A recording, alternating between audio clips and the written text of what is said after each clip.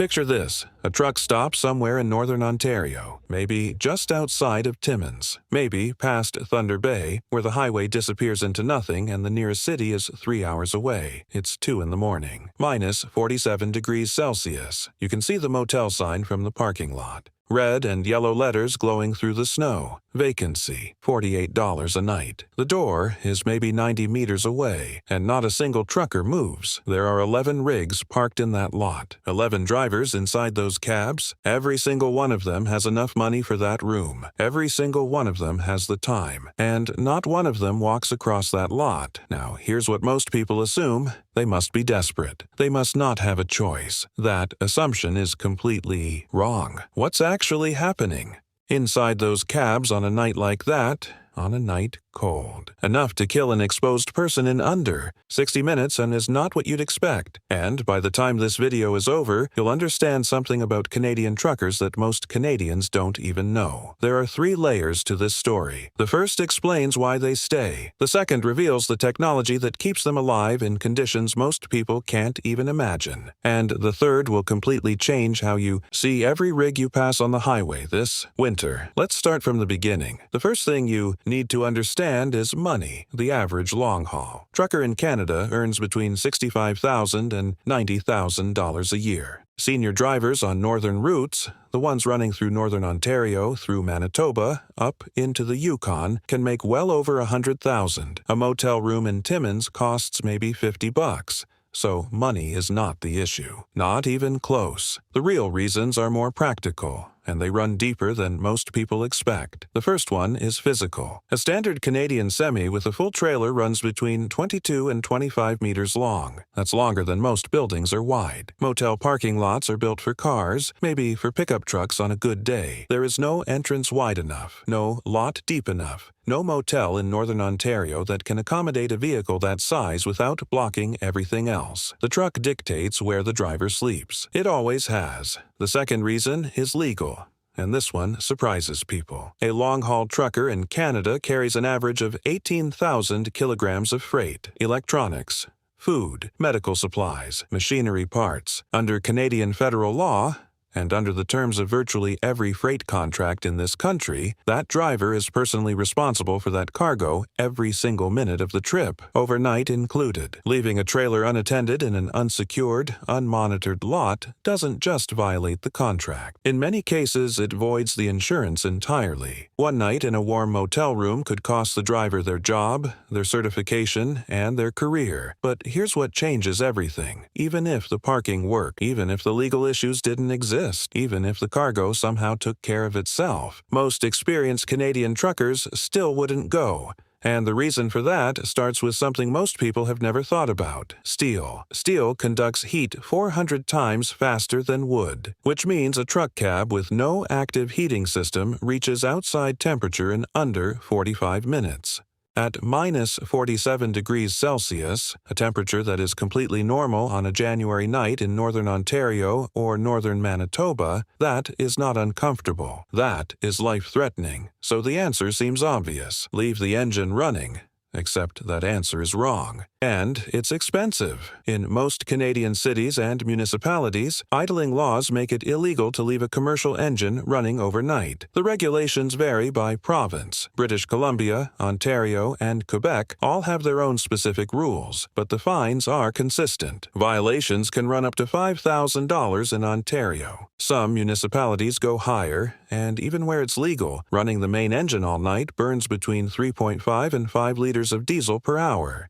On a full night parked, that's 30 to 45 liters. At current Canadian diesel prices, that's $40 to $60 a night. For a driver on the road 280 nights a year, that's up to $1,600 to $800 a year just to stay warm. Nobody does that math twice. So you have a problem that seems impossible to solve. A metal box that hemorrhages heat faster than almost any other material on Earth. A law that makes the obvious solution illegal or impractical. And temperatures outside that are genuinely dangerous to human life. This is exactly the kind of problem that produces remarkable engineering, and what was engineered to solve it is one of the most underrated pieces of technology on Canadian roads today. Inside the frame of almost every modern long-haul truck operating in Canada, there is a device roughly the size of a large toolbox. It has its own fuel line, tapped directly into the diesel tank, its own ignition system, its own thermostat, and it runs completely independently from the main engine. It consumes less than half a liter of diesel per hour, a fraction of what the engine would burn. It produces no significant emissions compared to a running engine, and it can maintain a cab temperature of 20 degrees Celsius when it's minus 50 outside.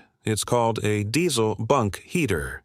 Brands like Webasto and Espar have been building them for decades, originally for military vehicles operating in Arctic conditions. Today, they're standard equipment on virtually every Canadian long-haul truck running northern routes, but the bunk heater is just the beginning, because some trucks, the ones running the most remote routes in this country, carry something far more capable, something that doesn't just heat the cab. It turns it into a completely self-sufficient living space. It's called an APU, an auxiliary power unit, and the name undersells what it actually is. An APU is essentially a second engine, mounted to the truck's frame with its own independent fuel supply and cooling system. It generates enough electricity to run simultaneously the heating and air conditioning system, a refrigerator, a microwave, a television, charging ports, and full lighting. All of it at the same time, at minus 47 degrees Celsius in the middle of nowhere on the Trans-Canada. A well-equipped Canadian trucker's cab in winter is not a survival situation.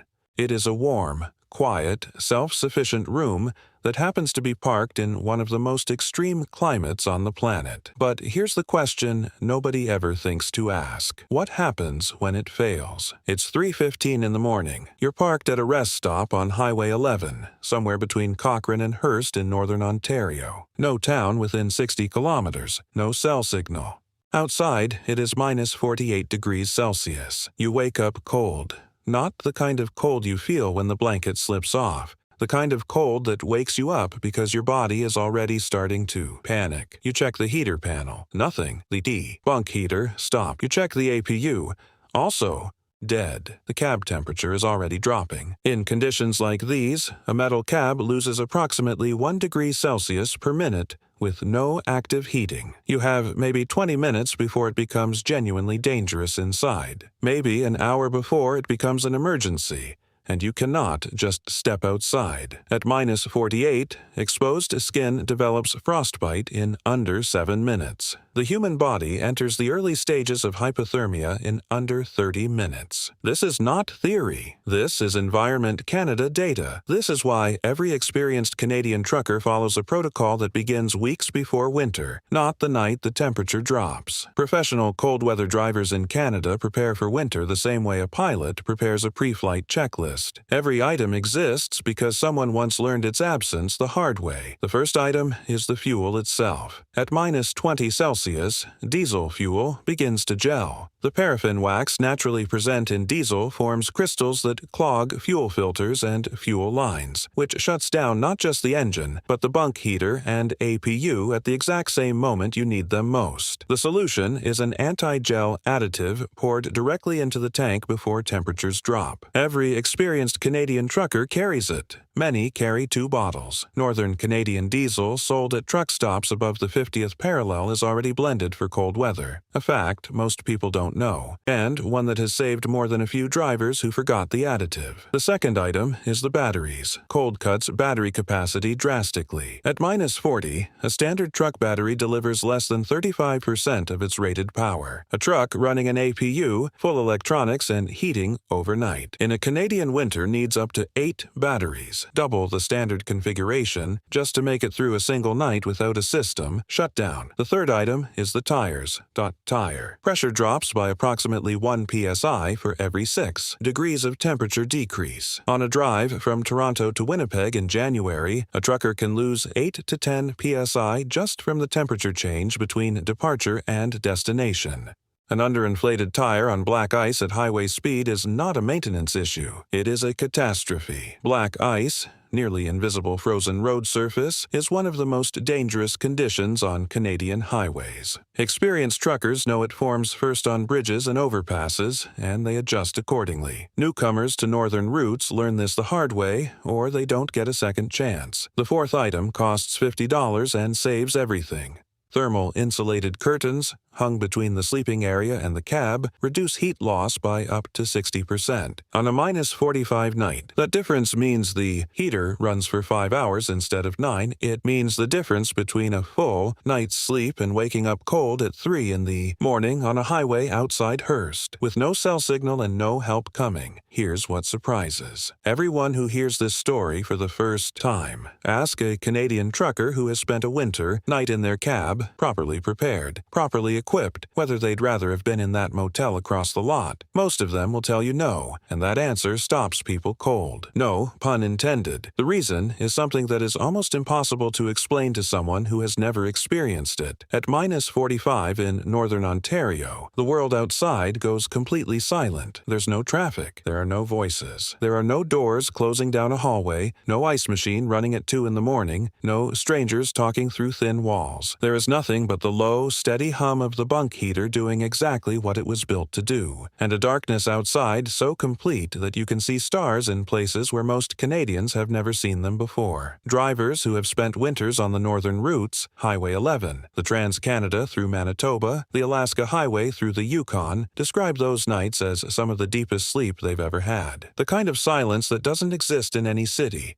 in any motel, on any highway in southern Canada. There's something about being the only warm thing for miles in every direction that puts things in perspective. The world outside is trying to kill you. The machine around you is keeping you alive. And somehow, that feels like enough. It's a kind of peace that has nothing to do with comfort and everything to do with trust. Trust in the equipment, trust in the preparation, trust in 30 years of engineering built specifically for this exact situation. The next time you're driving through northern Ontario in January, through the stretch of Highway 11 between Cochrane and Hearst where there's nothing for 90 kilometers in either direction, and you see a rig parked in a rest stop with no lights on and no engine running. You know exactly what's happening inside that cab. That driver is warm. That driver is prepared.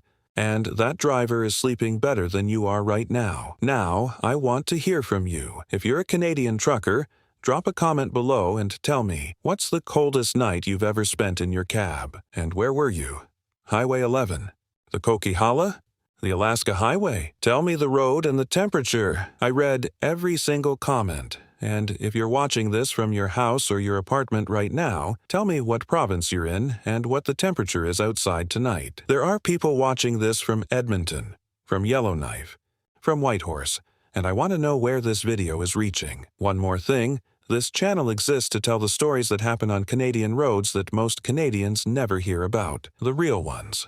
The ones that happen at 3 in the morning in places where nobody is watching. If that's the kind of story you want to keep hearing, subscribe. It's free. And it means the next story gets made. I'll see you down the road.